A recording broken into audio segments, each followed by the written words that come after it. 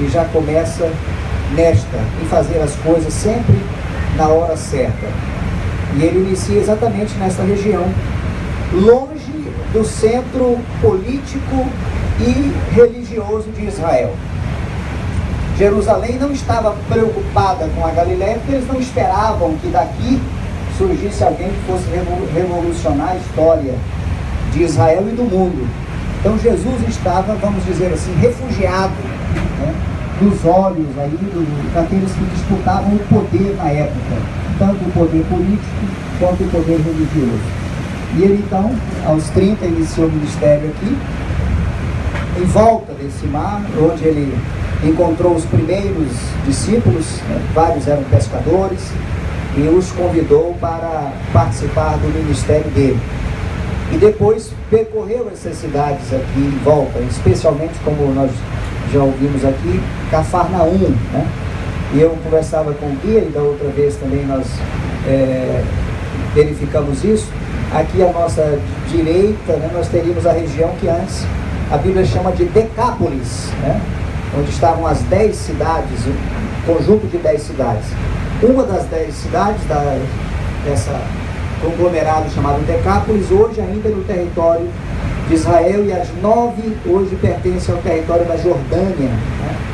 E estão nessa posição aqui do mar da Galiléia.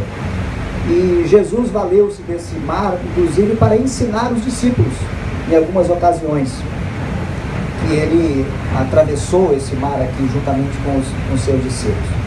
De maneira que o contexto bíblico que envolve o mar da Galiléia é muito grande, muito extenso.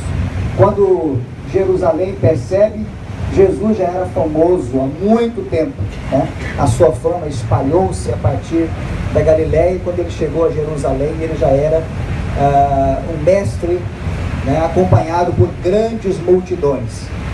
Foi o que também despertou a inveja, né, da aristocracia, da sociedade religiosa da época, dos fariseus e saduceus, especialmente, que disputavam o domínio religioso dos judeus à época.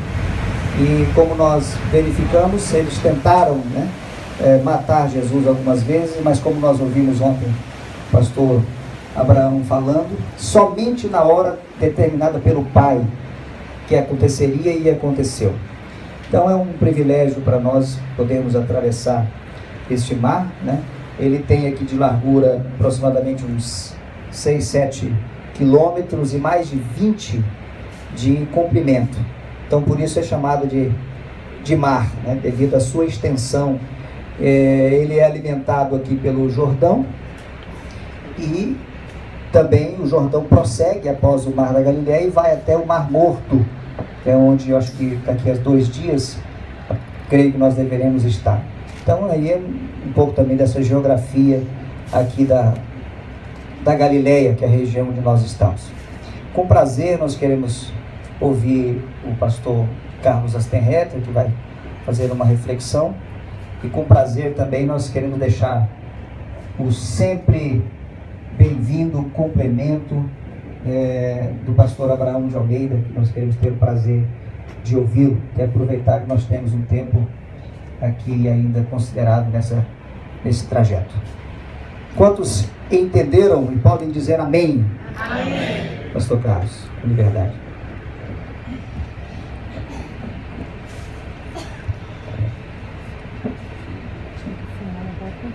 Meus irmãos, shalom a todos. Shalom. Boker Tov, né?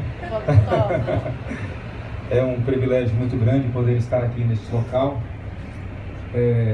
E nós temos que fazer um esforço muito grande para controlar as emoções. E o que me chama a atenção aqui, às vezes além da beleza da cidade, do local em si, mas de estar num local que fatos muito importantes aconteceram aqui. Eu gostaria de compartilhar com os irmãos um texto sagrado. Está registrado aqui no livro de Mateus, no capítulo de número 8, versículos 23 a 27, E a epígrafe desse texto nos diz que Jesus apazigua a tempestade. E o texto sagrado diz assim: e entrando ele no barco, os seus discípulos seguiram.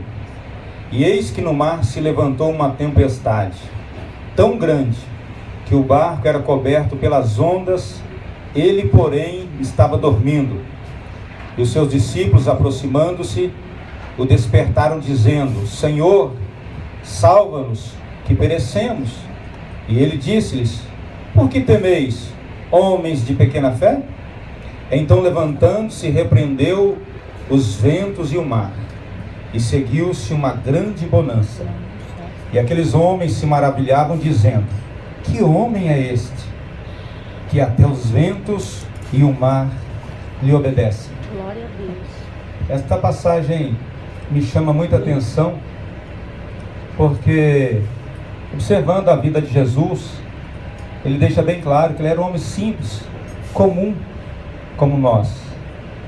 Mas a vida de Jesus, ela tem um significado tão grande para nós, a ponto de dividir a história em antes dele e depois dele. E nesse evento aqui, sobre talvez um local aqui nestas águas, não sabemos precisamente, talvez até agora, onde nós estamos aqui, pode ser que seja. E esta palavra nos fala dessa grande tempestade que se levanta. E o que me chama a atenção aqui, irmãos, nesse texto sagrado, é a atitude dos discípulos. Porque nós sabemos muito bem, como seres humanos, muitas tempestades se levantam em nossas vidas, tempestades naturais, algumas tempestades que nós mesmos a provocamos, por falta de orientação, de pedir a orientação de Deus. Algumas tempestades se levantam também, que são oriundas do próprio inimigo contra as nossas vidas, e nós às vezes ficamos tão preocupados, a nossa fé aparece tão pequena, que nós não sabemos como fazer.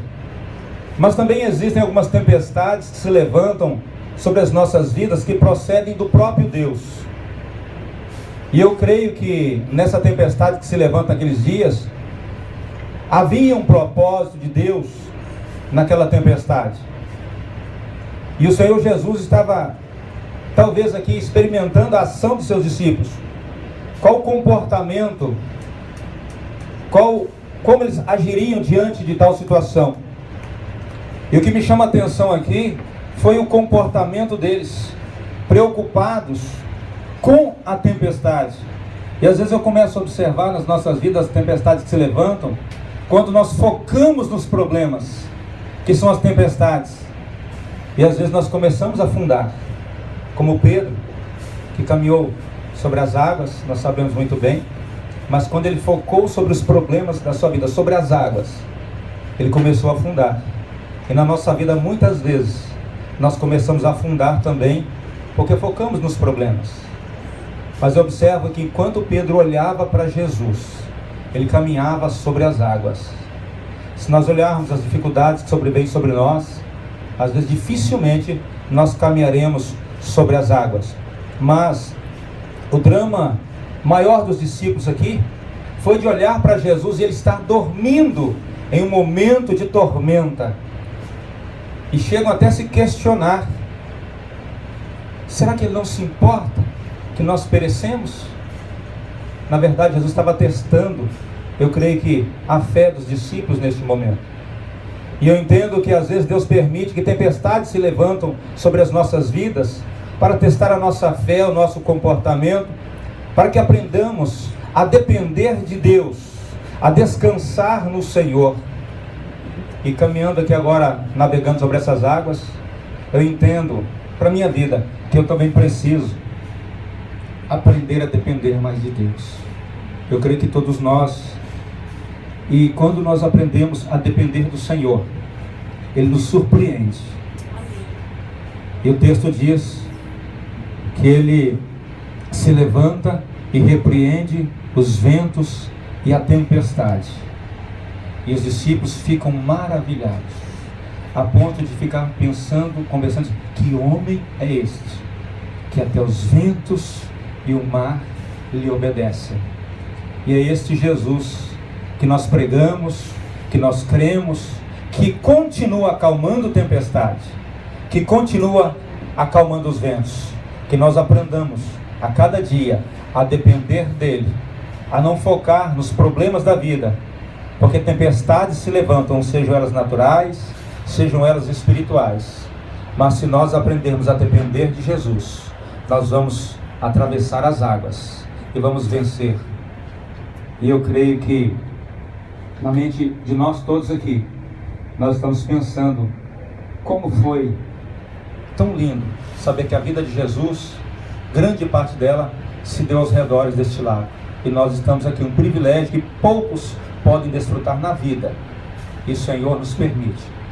Que o Senhor continue nos abençoando, nos guardando, nos protegendo, e que o nome dele continue sendo glorificado em nossas vidas. Que Deus em Cristo continue abençoando a todos.